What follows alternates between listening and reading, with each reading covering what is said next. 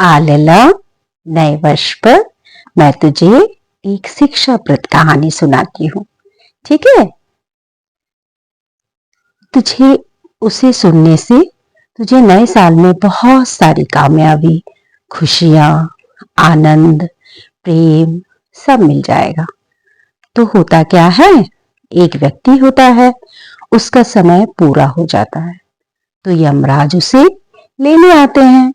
यमराज बहुत दूर से आए थे तो वह थक चुके होते हैं और उससे व्यक्ति से वह पानी मांगते हैं तो वह उन्हें पानी पिलाता है।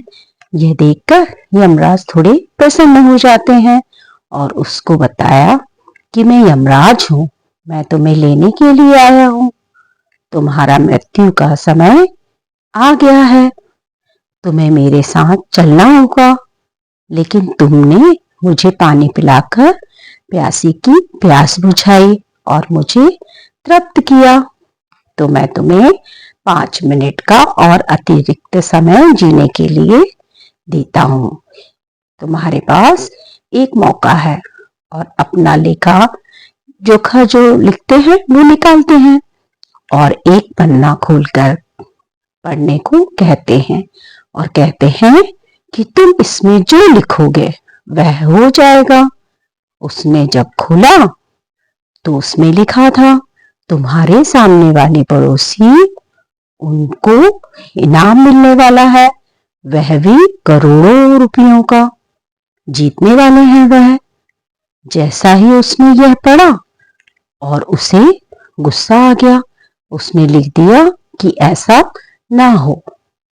अगला पेज पलटा तो उसमें दाएं वाले पड़ोसी के बारे में लिखा था कि उनकी किस्मत चमकने वाली है और वह मंत्री बनने वाले हैं।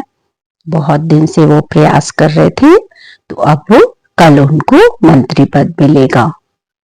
उसको फिर लगा यह क्या, उसने फिर से लिख दिया कि ऐसा ना हो। अगला पेज पलटा तो उसमें लिखा था कि बाएं वाले पड़ोसी के बारे में लिखा था कि उनके घर में 4 चक्के वाली गाड़ी आने वाली है, नई वाली। तो उसने उसके नीचे लिख दिया कि ऐसा ना हो, यह गाड़ी उसे नहीं मिले, यह तो 2 चक्के वाली गाड़ी के लायक भी है। अगला पन्ना पलटा तो उसमें लिखा था कि आपके जो साहब है ना, उनकी तरक्की होने वाली है, उन्हें और ऊंचा पदभार मिलने वाला है। तो उसने फिर लिख दिया कि ऐसा ना हो। फिर उसने अगला पन्ना पलटा तो यमराज ने उससे उसकी कलम छीन ली और कहा कि तुम्हारे 5 मिनट पूरे हो गए हैं। वह गिड़गिड़ाने लगा कि मैं बस अपने बारे में लिखने वाला था, मुझे 5 मिनट और दे दीजिए, आपकी बहुत मेहरबानी होगी।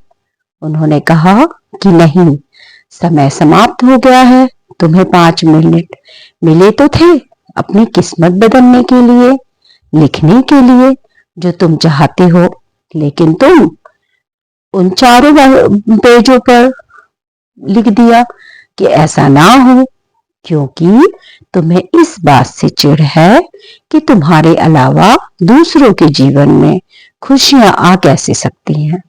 जब बारी आई अपनी खुशी लिखने की तो तुम्हारा समय समाप्त हो गया।